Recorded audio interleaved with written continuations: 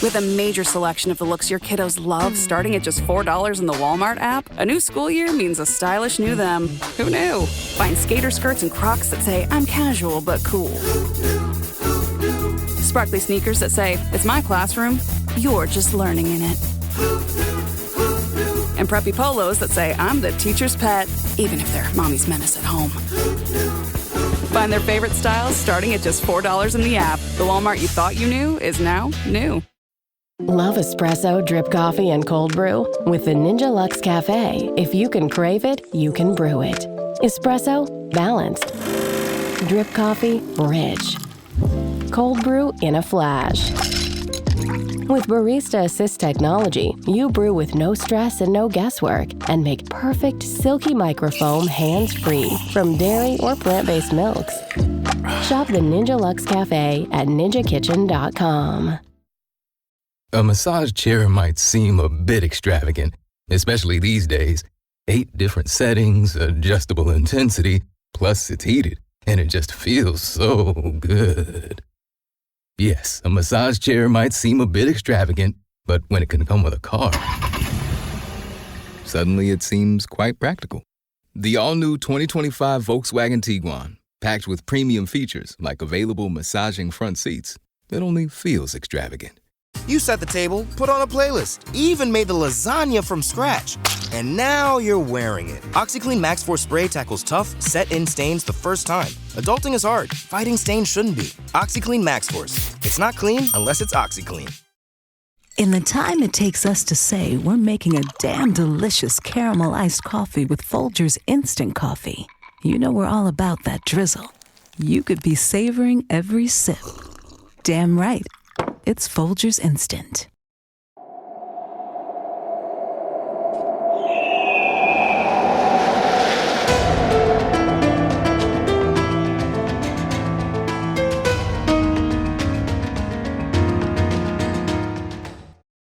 Hello and welcome to the Assassin's Creed Lorecast. We are so excited to bring you this show.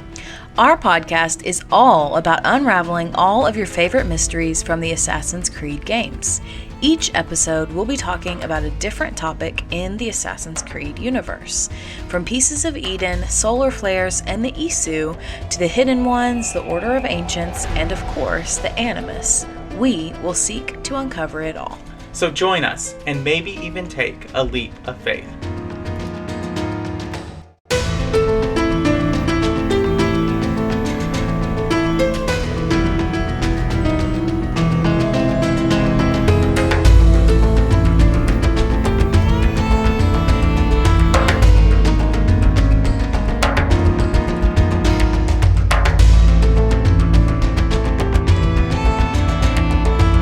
Hello and welcome to the Assassin's Creed Lorecast. My name is Shelby. You might also know me as She-Cup. I'm here as one of your co-hosts for this show.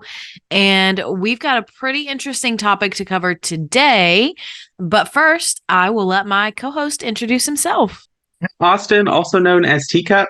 All right. So I know that we have talked on patron chats especially and just in other episodes about how, at least for you and I, our number one place that we want to see Assassin's Creed go to is India, and even perhaps during the British rule of India.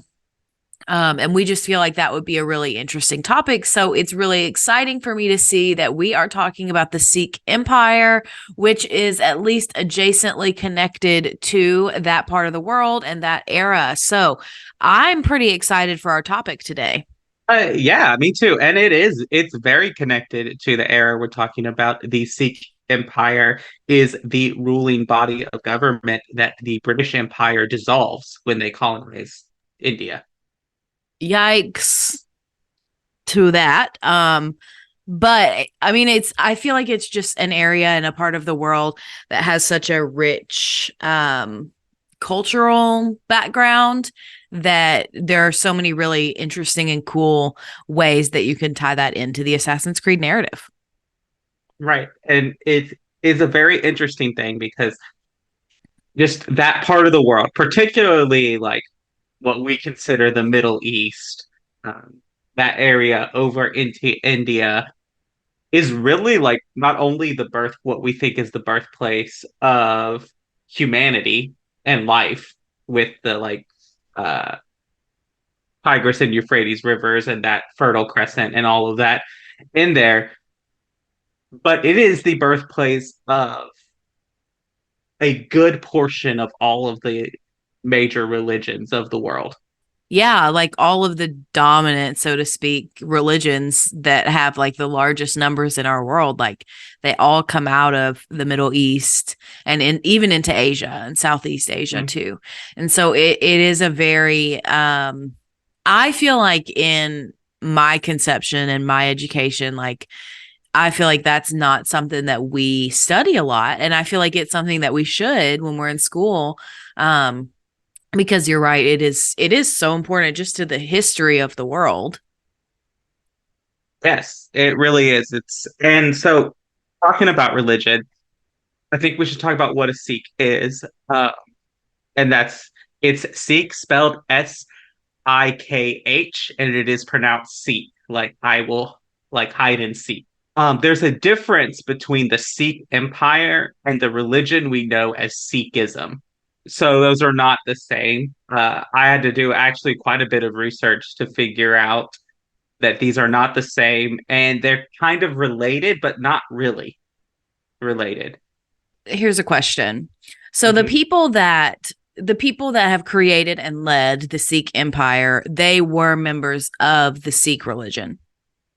Yes and no. Okay. The Sikh Empire is entirely a political entity. They might have been Sikh. I believe their founder was Sikh, but I couldn't find anything in my like surface level internet search that confirmed that. But Sikhism, the religion, is much older than the Sikh Empire. It is about 550 to 200 years older than the Sikh Empire.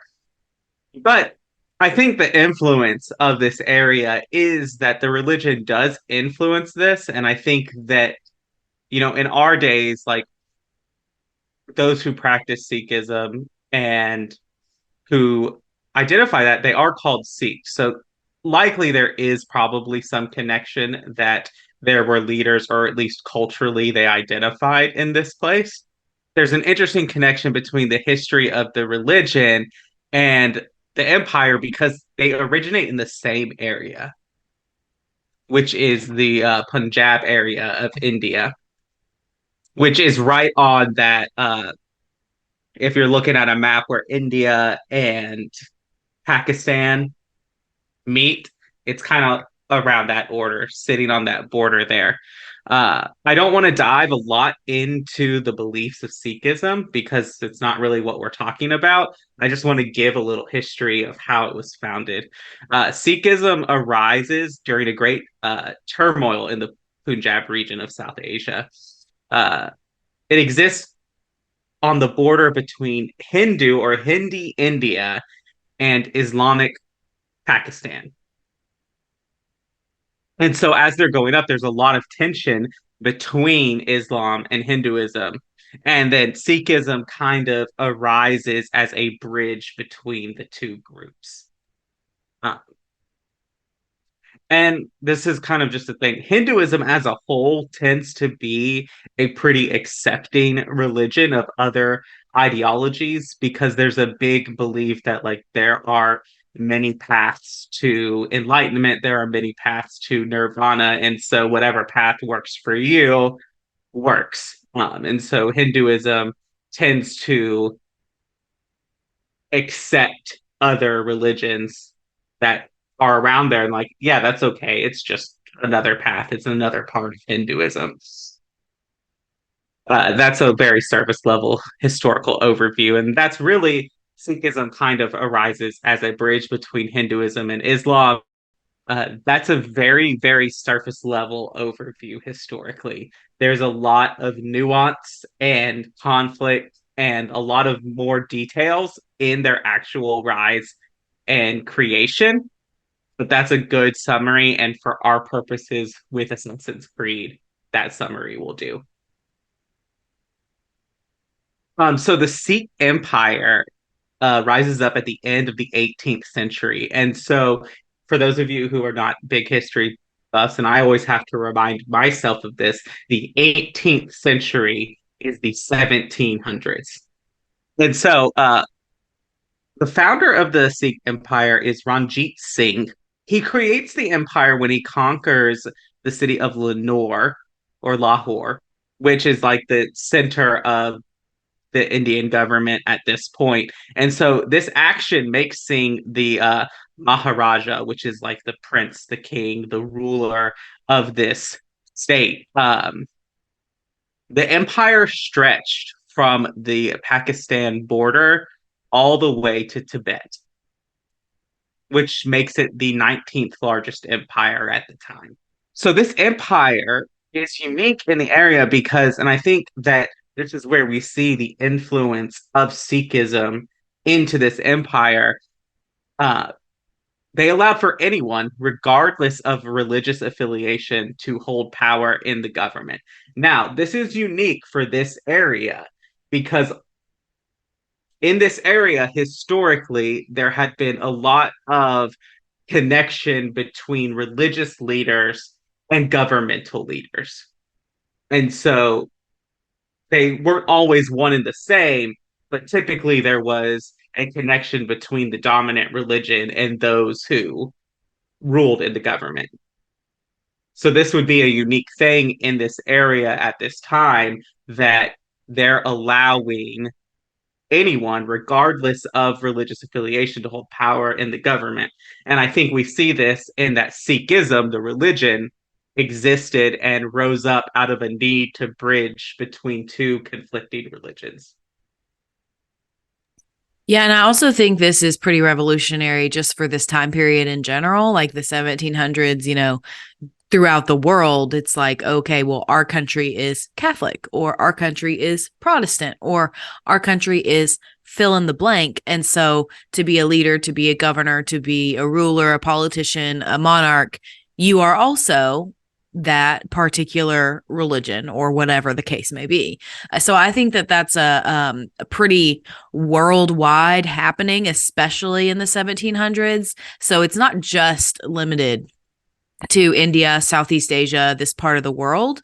It's just kind of the whole world in general, and not everything and not everyone, but most places would typically generally fall into those kinds of patterns. Right.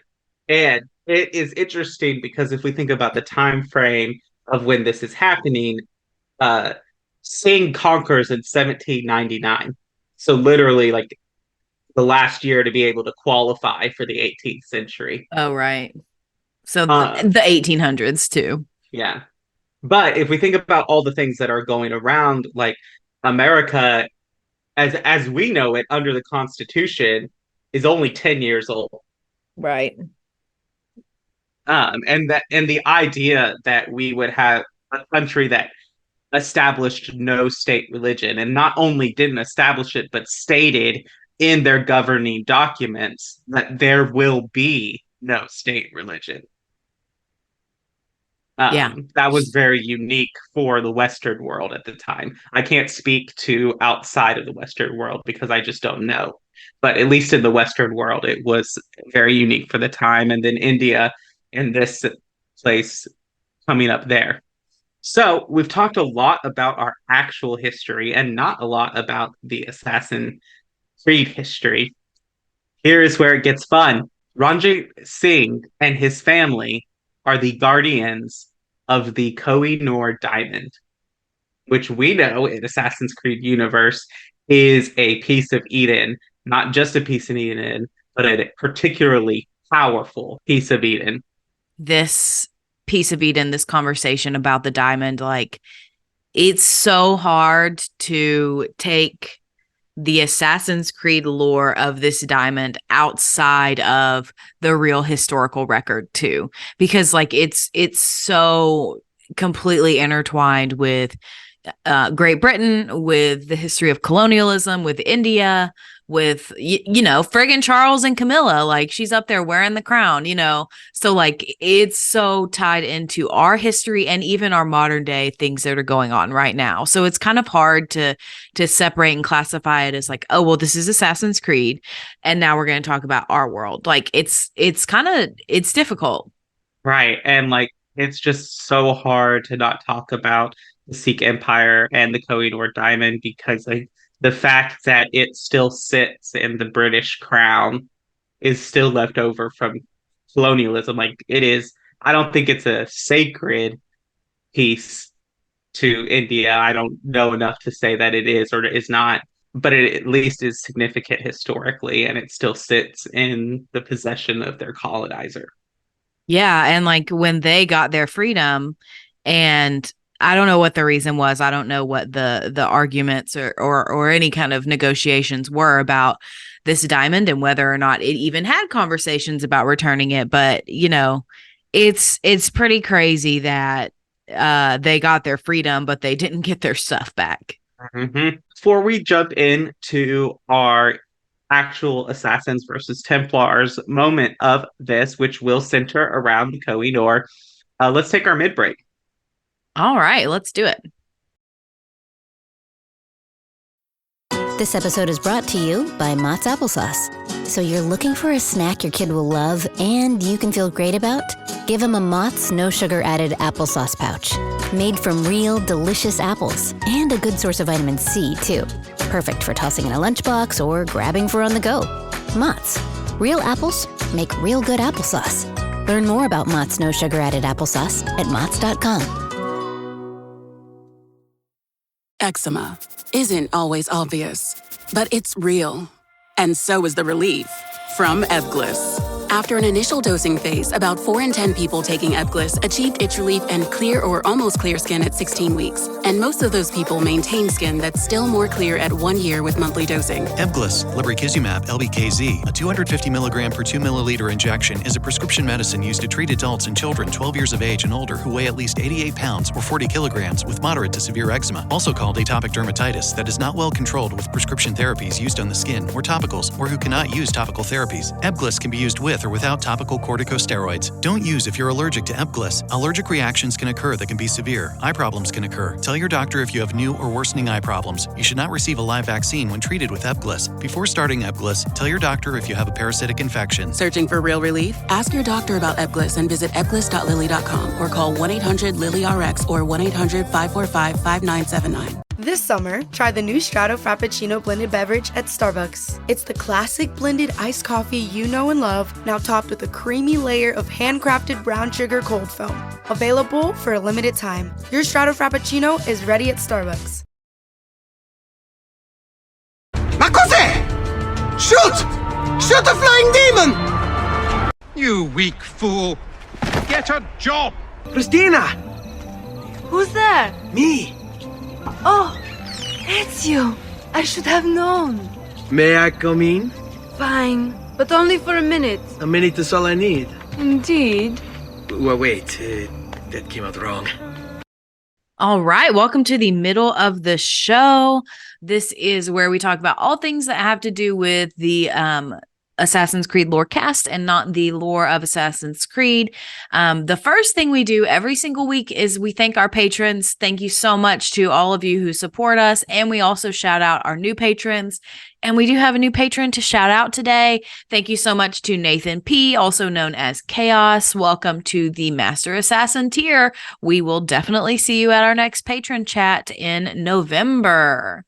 And then the other thing I have to tell you about Patreon is that we do have merch coming soon. So like Nathan, definitely come on over and join that Patreon and you'll get some stickers in 2024. So the next thing I have to talk about is that the next best way to support us, if you can't support financially, is to leave us ratings and reviews. Now, we are close to catching up on all of our reviews from our break.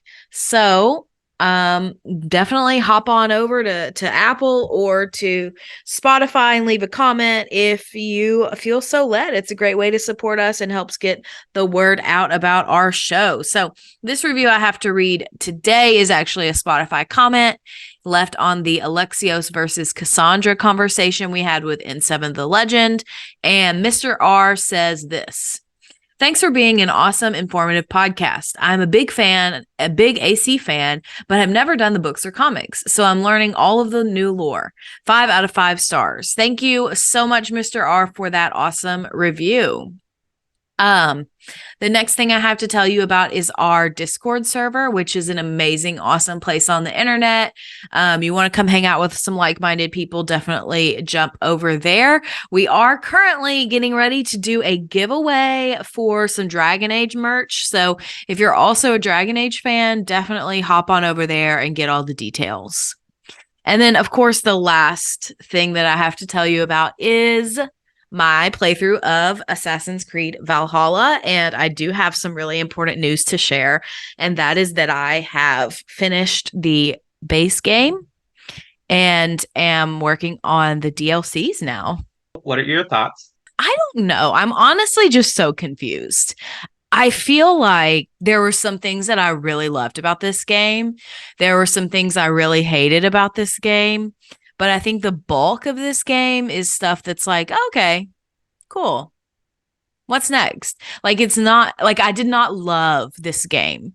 There were parts of it that were really fun. I loved the setting for sure. I love this time period. It's, a really fun and interesting time period. And you guys have heard me talk about the Last Kingdom books, which is one of my favorite book series of all time. There's a lot of commonality between the two, but I just felt like there were so many plot points. It was really hard to follow everything. Yeah, I understand. I remember playing it in there and thinking, like, when I got to that final scene in Wessex with Guthrum and the army, of being like, oh no, like, I remembered Soma and Hjor, but they were like, okay, which person were you again? Yeah.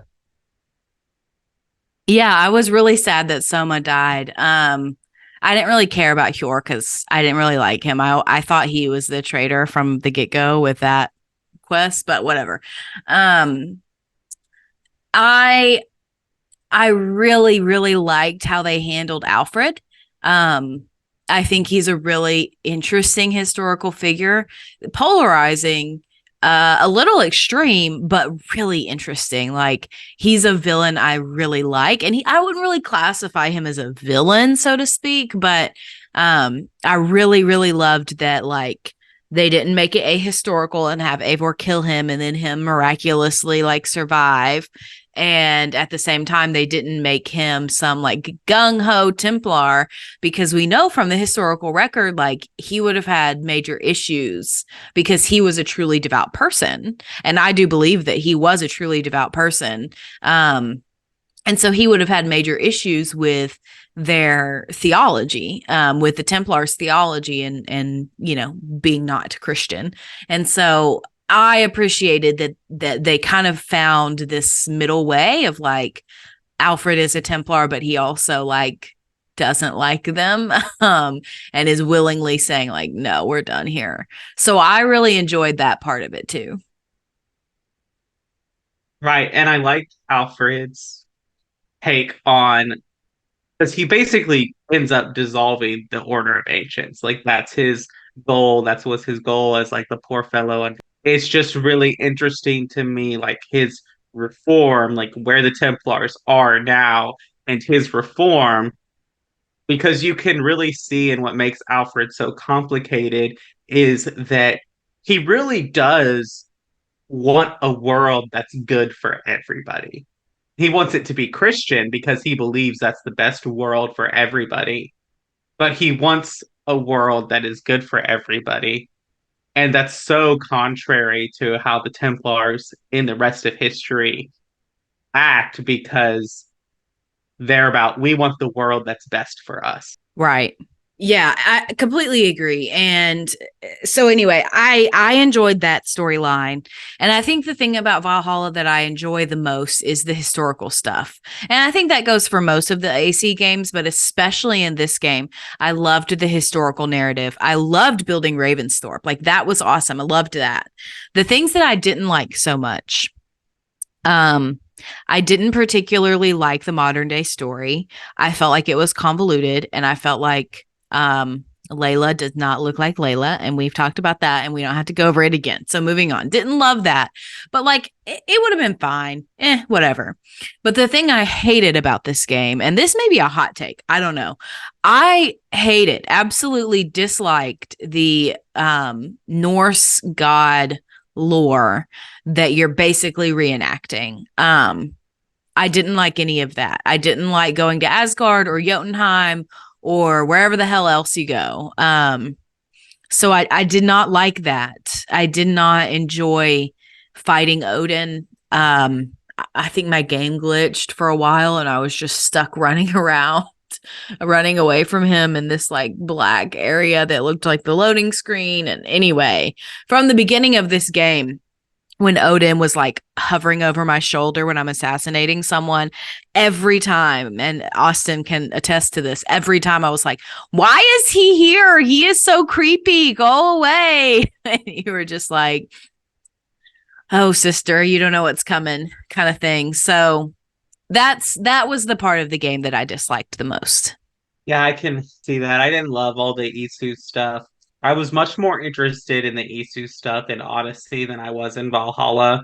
I just really felt like if they had just made Eivor like much more involved with the Hidden Ones and like asserting the Hidden Ones' presence, it would have felt a lot better and more like an Assassin's Creed game. Like I feel like this game is so disconnected from the narrative of the other games. Yes, I completely agree. And I think the issue with, or I guess it's not an issue, but with Odyssey, the reason I think why we don't feel like it's as big of a deal to have the Isu and we're more invested in the Isu storyline is because the Hidden Ones don't exist yet. Like they're not around. So there's, it's not a thing yet. So there's no story that you feel like you're missing out on. But another thing with Valhalla that I just wanted more of is like Basim's fine. Like I don't hate him. Clearly he's got some issues. But I just feel like it was a wasted or missed opportunity for us to have Hytham there too. And like, I feel like we don't get to know anything about him. I want to know so much more about him. Right. And like it would have made a better story if like, and even Hytham's story, because he's so injured by Kyote that he can't continue his assassin. And like one of my favorite scenes is where Hytham teaches Eivor the leap of faith. And why couldn't we get more of that of like the way Hytham helps the Brotherhood is by recruiting and training another person. Yeah, that would be awesome. So I completely agree that there are some things that are good about this game. There are some things that I'm like, you guys should have changed this. And I kind of had this theory a while back, maybe a month or two ago. I kind of feel like the developers at Ubisoft who wrote this game and who created this game, they wanted to just make it a Norse game, where you're building your settlement, whatever, and you're also fighting or going into like Asgard and stuff. I feel like they just wanted to make it that. And then like the developers at Ubisoft, the executives, they rejected it. And they were like, no, you need to find a way to fit it into one of our existing properties, one of our existing fandoms. And so they just kind of shoved it into Assassin's Creed in whatever way they could make it fit. Yeah, I think so. They're just like, if they wanted to make like a Norse, like Viking kind of assassin story, there are a lot of things in Norse mythology and like Norse culture, Danish culture that would fit this and would make like the assassin persona make sense. Yeah. And they didn't include any of that. Right. And we talked a lot about how I forget the name, the Shadow Walker mythology person, which again in the Last Kingdom books, Uhtred for a long time he thinks he is one of them, and they basically like stalk through the night and like they're basically assassins, but like mythological assassins, and so it would have been really cool to explore that line of thinking, have somebody who comes from that tradition who's also an assassin, like that would be really cool. So I agree, again, it feels like a missed opportunity, at least parts of it, to have this setting and then not have it be fully expanded upon. But we didn't talk about Desmond. I know that No, he is I don't know how to feel. Like when I played it, I was like, this person's familiar. And later on you were like, that was Desmond. And I was like, oh, okay. That makes sense. But like we never got his name. It's just the voice actor. So, and I know that they don't do stuff like that accidentally, but also it's like, can we just get a little bit more explicit? Like, this is who this is, please. right. I just don't see them using that particular voice actor. Like if they had, we had our interview with Phil Shabazz. Like if they had put him in there, I'd be like, oh, he could be someone different like that. But Desmond is so unique and prolific to the story, and there's a lot of like what you're doing like is related to what Desmond does in Assassin's Creed 3. And Sean and Rebecca are there and they're talking a lot about Desmond. And there's a great like recording on the computer that is Desmond talking about what it means to be an assassin. True. And so it just seems unlikely that it's just a random whatever. That's fair. That is very fair. But anyway, so I'm still playing Valhalla with the DLC and everything. I will probably move on to the next game soon. Probably Mirage, honestly, probably Mirage. So that's where I'm at. And then after I play Mirage, I'll probably go back and finish up DLCs from Odyssey and Origins. I don't know. Haven't decided what's next. I may also take a break. So we'll see. Just not sure. But for now, let's get back into the rest of the show and the Sikh Empire. This episode is brought to you by State Farm. Checking off the boxes on your to-do list is a great feeling. And when it comes to checking off coverage, a State Farm agent can help you choose an option that's right for you. Whether you prefer talking in person, on the phone, or using the award-winning app, it's nice knowing you have help finding coverage that best fits your needs. Like a good neighbor, State Farm is there. Hey, it's Paris. You know I love sparkly things, right? Like stars. Duh. And thanks to Hilton and AutoCamp, I just slept under them. Picture me, serving looks by the fire outside my luxurious Airstream, making s'mores with the kids, while a national park is our backdrop. The great outdoors meets Hilton hospitality. That's hot. Explore all the new ways to stay at Hilton.com. Hilton for the stay. This episode is brought to you by Indeed. When your computer breaks, you don't wait for it to magically start working again. You fix the problem. So why wait to hire the people your company desperately needs? Use Indeed's sponsored jobs to hire top talent fast.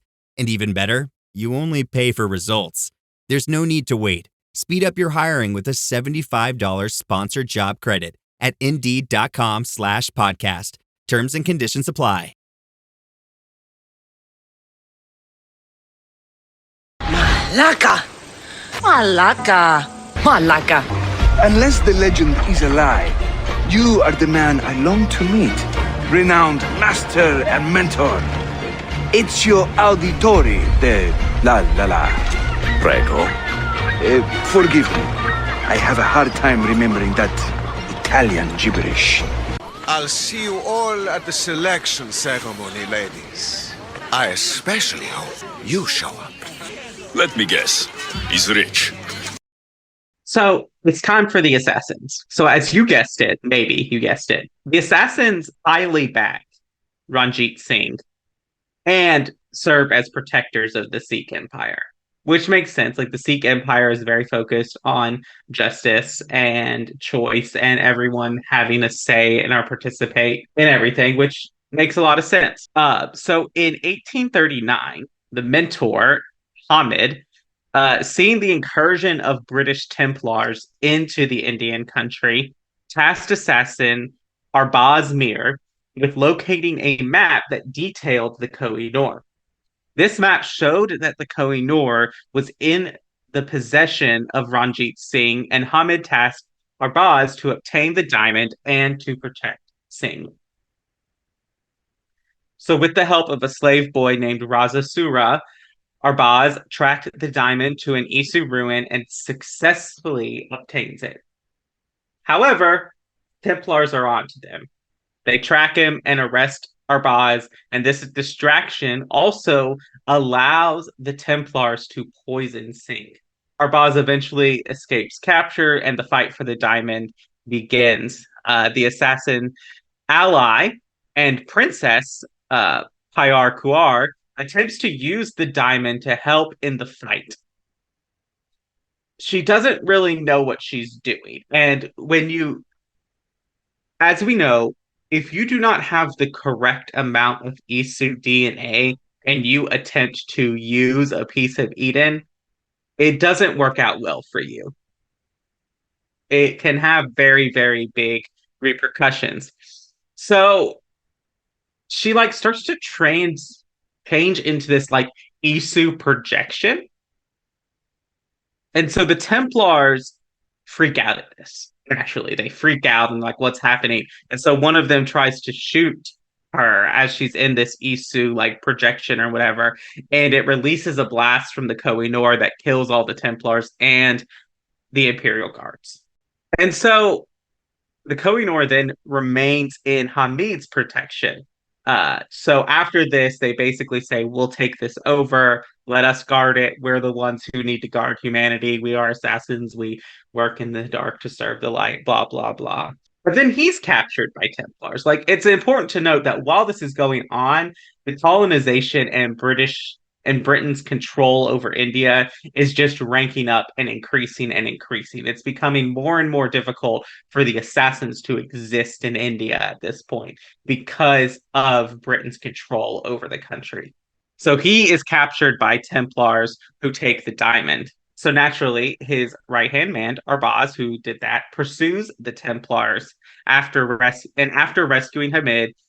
He traces them to the Omnistar Temple, where he witnessed the Templars use the Koh-i-noor in conjunction with a precursor box, which we've seen precursor boxes before. We're just not really sure what they do. We see a precursor box in Rogue. We see them in other places across. They just kind of amplify pieces of Eden or interact with other pieces of Eden. And so this gets the location of another Isu temple in Afghanistan. And so Arbaz chases the Templars to Herat, Afghanistan. Arbaz discovers that the temple's pedestal was broken. So this temple is similar to the temples that we see in Assassin's Creed Rogue, which one lies under Lisbon, and when you mess with it, that's what caused the Lisbon earthquake. So these are big deals, but this one is broken, and so there's not any danger here. And so Arbaz is taken captive in this temple. Did you have a question? I saw your hand move. No, it's not that I had a question. I was just kind of throwing my hands up at the fact that it's quote unquote not dangerous, which I frankly just don't believe. After Arbaz's return to India, he realizes that Pyara, who is now his lover, dangerous situation, fighting Templars, Isu artifact, that is a recipe for romance and a great relationship. Yeah, let's just make it all the more of a sticky situation here. Okay, not the best decision, but let's just, whatever, let's move on. He is being held captive in the Summer Palace, basically by the Templars again. So he makes his way through the palace. He confronts the Templars.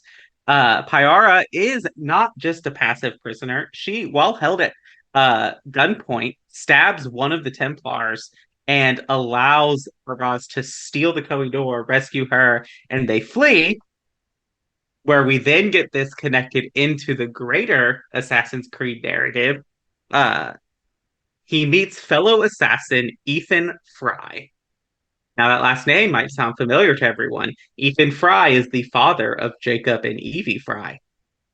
He gave him the Koh-i-noor and telling him to hide it somewhere, which we know, and we learn all this while the modern day story is going on, searching for the Koh-i-noor against the instruments of the First Will. It's how they learn that the Koh-i-noor is in Britain. Yeah, I was going to ask that. That makes sense to me, honestly. This is a really interesting story. To me, my reflection is that it totally makes sense that it becomes harder and harder for assassins to operate in India because of the British colonial rule. It makes total sense to me. Yeah, 100%. And we know that after the assassination of Edward Kenway, that the British Templar, the British Brotherhood, just dissolves. And Britain becomes such a Templar stronghold at that point. Yeah, exactly. But yeah, another, chase for the Piece of Eden. You can experience some of this in the Assassin's Creed Chronicles India game. If you're a fan of side scrollers and that, I'm not a big fan of them. I just don't enjoy the gameplay, but I hear that they have some interesting stories and they're worth a shot if you want to experience all that. But yeah, any last thoughts about the Sikh Empire? Just that I hope we go to India in a mainstream game at some point in time. I think it's too good of a location to, kind of waste and not go and see. So definitely top of my list. Would be really interesting. So yeah. Right. And I think one little thing that I want to show about this conflict is this is the time where we see the Templars just straight up using government force and an extreme amount of force to just seize what they want. Mm-hmm. A lot of precursor to how Abstergo is going to operate is how they operate in India, and just exploring all of that, and just that the Templars realize hey, let's stop trying to be secret. Yes, let's keep our organization secret, but let's be the people that control and utilize what we need to utilize. Yeah, and also, it's a really interesting, or not interesting, but important reminder of when somebody shows you who they are, believe it, believe their actions. This is how the Templars, Abstergo, whatever name they're operating under, this is how they've been behaving for hundreds of years. Mm-hmm. I think that's about all we've got for today. That's it. That's all I got. So we're ready to wrap it up. All right. Well, thank you so much for doing this research, bringing the topic. Definitely another interesting episode. And thank you for that. And thank you all so much for listening to the Assassin's Creed Lorecast. We'll see you next week.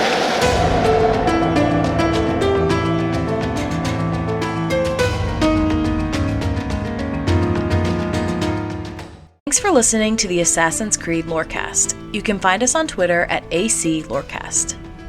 If you have any lore questions or topics to unpack, join our Cups Podcasting and More Discord server. It's the best place on the internet. You can also support us financially through our Patreon. Find us on patreon.com/Assassin's Creed Lorecast. The Assassin's Creed Lorecast is part of the Robots Radio Network. For more information about the Robots Radio Network, join the Discord server via the link in our episode's description. If you enjoyed the show or learned something new today, please subscribe, leave us a review, and join the Patreon. And if you enjoyed our intro and outro music, make sure you give a big thank you to Pipeman Studios. Thank you, Pipeman. Thanks again for listening to the Assassin's Creed Lorecast. And always remember, Assassins, stay in the shadows to serve the light.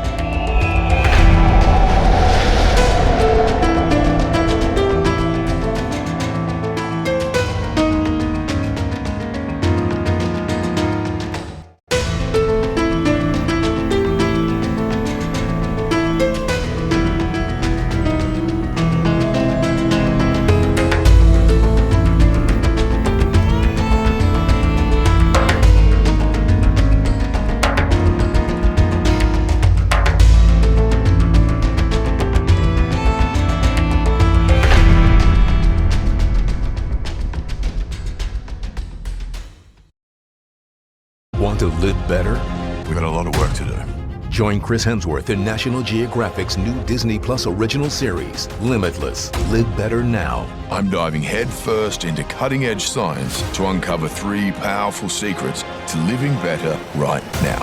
The growth that occurs through any challenging experience is really what we seek. Chris Hemsworth stars in Limitless. Live Better Now. Now streaming on Disney Plus and Hulu. It's showtime. This episode is brought to you by FX's Alien Earth, the official podcast. Each week, host Adam Rogers is joined by guests, including the show's creator, cast, and crew, in this exclusive companion podcast. They will explore story elements, deep dive into character motivations, and offer an episode-by-episode behind-the-scenes breakdown of each terrifying chapter in this new series. Search FX's Alien Earth wherever you listen to podcasts.